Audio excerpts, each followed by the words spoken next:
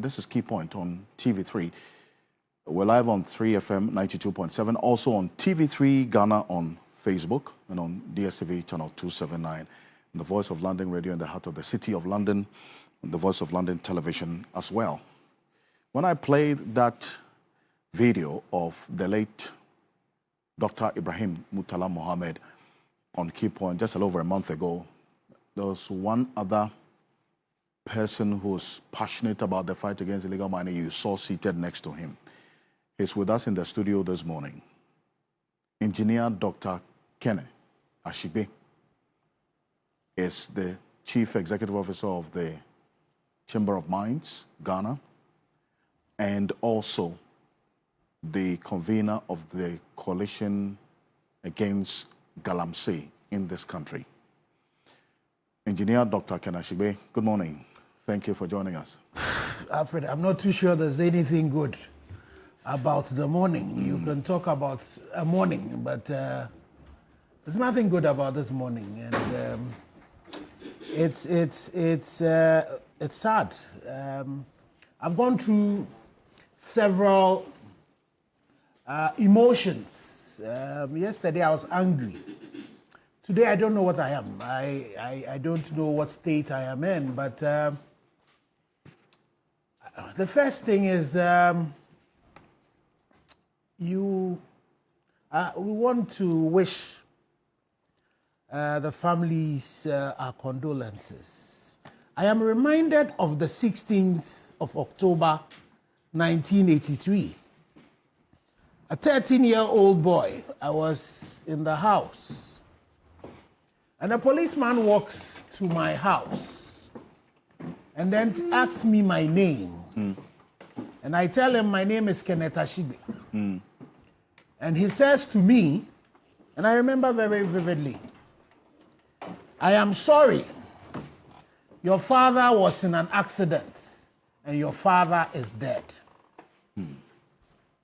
I can tell you that my house became dark immediately. And I remember vividly what happened then. And so I can imagine what is happening in those homes. Even for teenagers, you know, as young as they are, it's difficult. It's difficult. And so at this stage, all we can do is to wish the family well. It is not for nothing that in the Bible, when they record the moment that our Lord Jesus Christ wept, it was at the death. So death is painful. It's difficult. It's painful. And we all serve a nation. The biggest price to pay is to lose your life in, you know, for the military, that's what they are trained to do. But even for them, it's tough. And for others who also dedicate themselves to deal with the challenges of this country, to go like that is tough. I'm sorry. I was sitting there in Obuasi, waiting. I knew the Minister of Defense was going to come, but I did not know that my brother Murtala was also going to come. And so the flight had delayed and the program had delayed. And so the plan was that instead of they coming and all of us driving to Black Park, where the event was going to happen, they were going to meet us there. So we all left and went to Black Park. Interestingly, I was seated directly behind the Minister for Lands and Natural Resources. And I saw the confusion, you know, just about when we're about beginning the program. But I was not too certain what it was. But for me, the worrying sign was when the Ashanti regional minister started asking for the national fire officer, the fire officer around the place. But again, I was seated next to the CEO of Anglo Gold Ashanti. And so, coincidentally, Wednesdays are when Anglo has a chopper that moves around. So when the people in where it had happened saw the chopper go down, they sent the videos to their security team. And so it was sent to the CEO for Anglo. He shared it with me. It was difficult. The question, because from the video I saw, there was definitely not going to be any survivors that, like we had seen in previous times. But bear in mind that I could have said that I would leave, this thing, there's work, and I could have asked. Yeah. Because we got an invitation as the Ghana Coalition Against Galamsey. So I could have asked that. To be there at this program. Event. So I spoke at the event. So I could have asked, and they could have graciously said that, okay, this is the flight.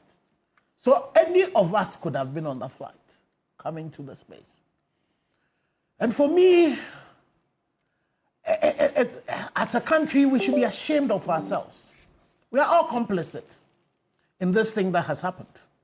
The way we have treated this fight against Galamsey, it's the reason why we're here. They had come in there for us to go launch the responsible cooperative mining. But you see, these are environmental criminals that we have to deal with.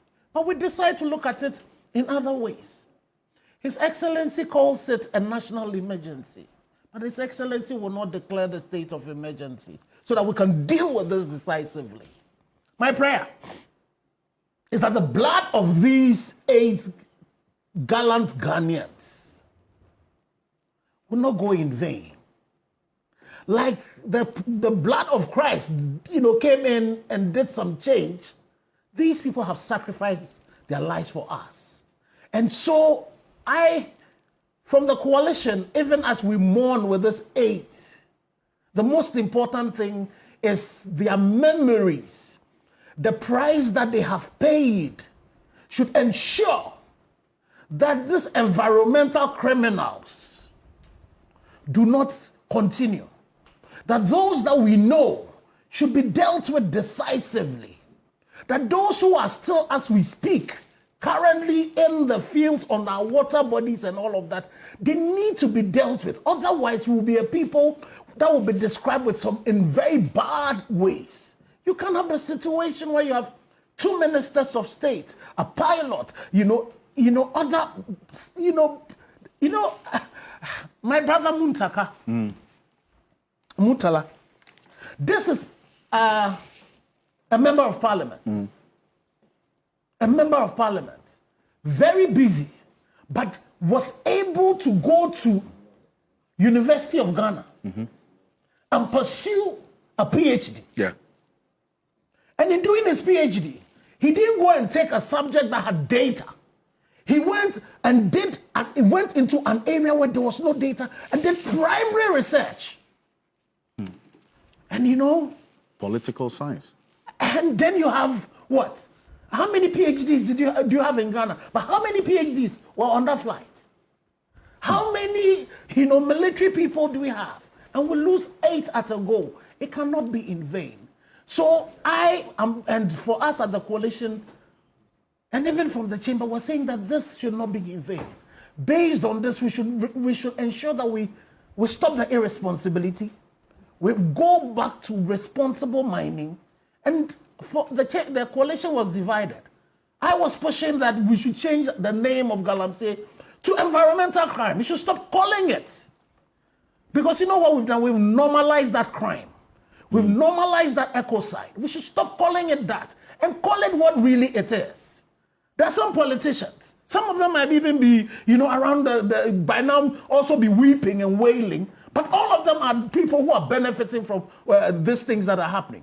There's some of them that have even the Attorney General have called for investigation into their cases. We've not seen what Iyoko is doing. We need to start seeing some action in that. There is Akonta mining. We have had arrest and all of that. It's not gone to court. Prof is here.